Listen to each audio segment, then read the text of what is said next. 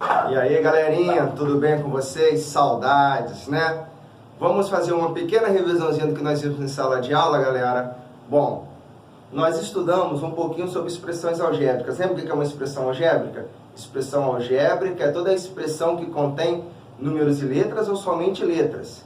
Daí a expressão algébrica, ela sempre representa algo que a gente desconhece. Por exemplo, eu quero falar para vocês o dobro de um número real. Eu conheço o número real? Não, porque o número real ele pode ser natural, pode ser inteiro, pode ser racional, pode ser irracional.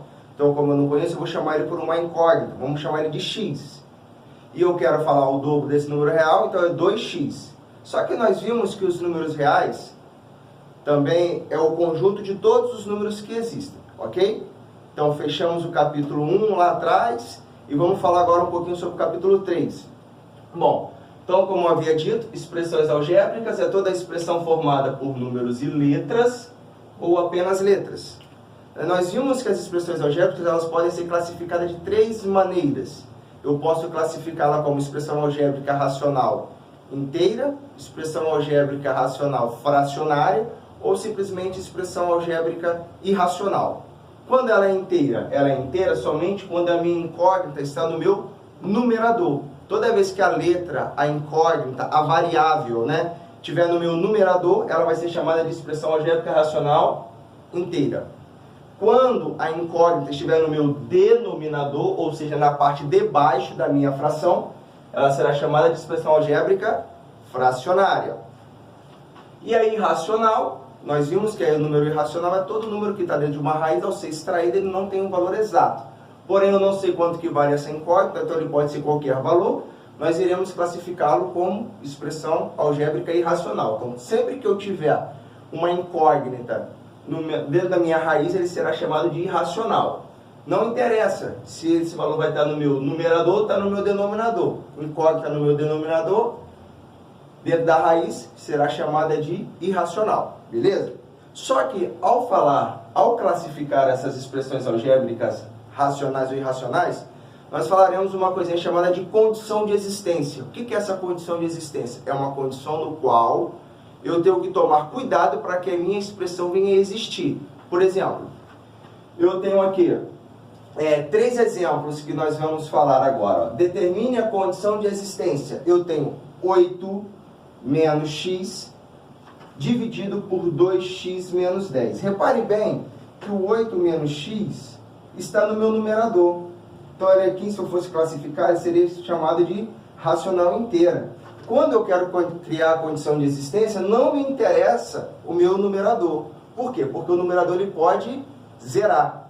Agora, o meu denominador não. Não existe divisão cujo denominador é igual a zero. Então, a condição de existência é uma condição na qual eu vou proteger essa expressão algébrica para que ela venha o quê? Existir. Então, sempre que eu tiver uma expressão algébrica fracionária, nós iremos colocar a condição de existência diferente de zero. Ou seja, eu tenho que achar um valor, desde que ao substituir na minha expressão, ela não venha zerar. Então, eu tenho 2x menos 10 diferente de zero. Então, o que eu vou fazer? Eu vou resolver como se fosse uma equação do primeiro grau. Então, o menos 10 eu vou passar para o outro lado da diferença. Quando ele passar para o outro lado da diferença, ele passa com o sinal contrário. Se ele está negativo, ele passa positivo. Então, eu vou ficar com 2x diferente de 10 positivo.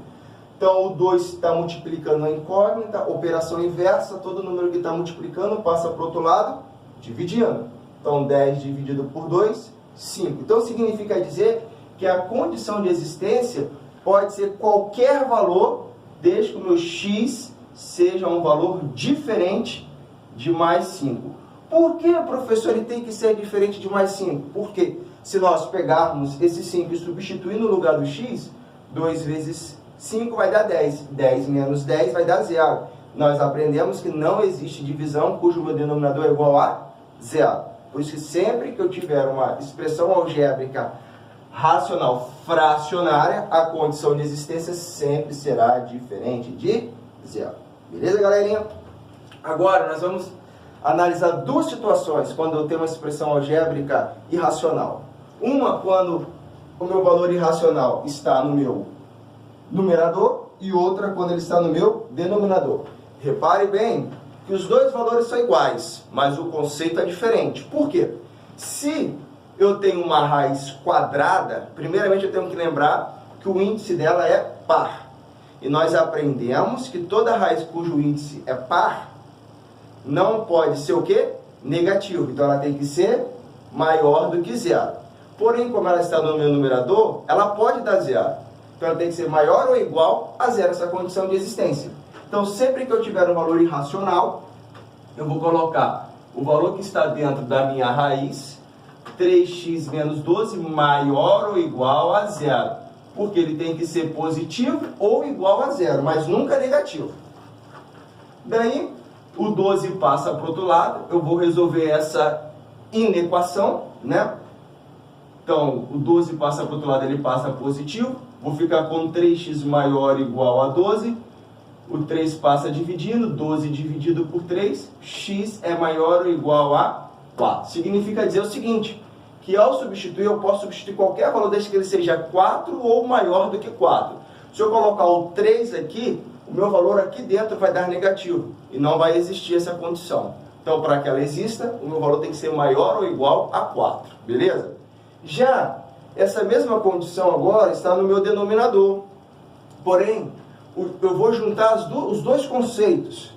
Na expressão algébrica fracionária, não pode dar zero no meu denominador. E aqui não pode ser negativo. Então, fundindo esses dois conceitos, quando eu tenho um valor irracional no meu denominador, o meu valor tem que ser maior do que zero. Por quê? Para ele não ser negativo e para ele não zerar. Então, você tem que ser qualquer valor maior do que zero. Então, eu vou pegar a mesma expressão, que é 3x menos 12.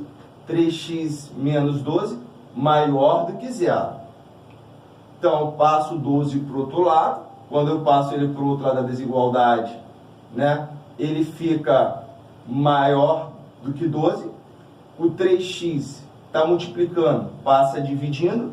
12 dividido por 3, x maior do que 4.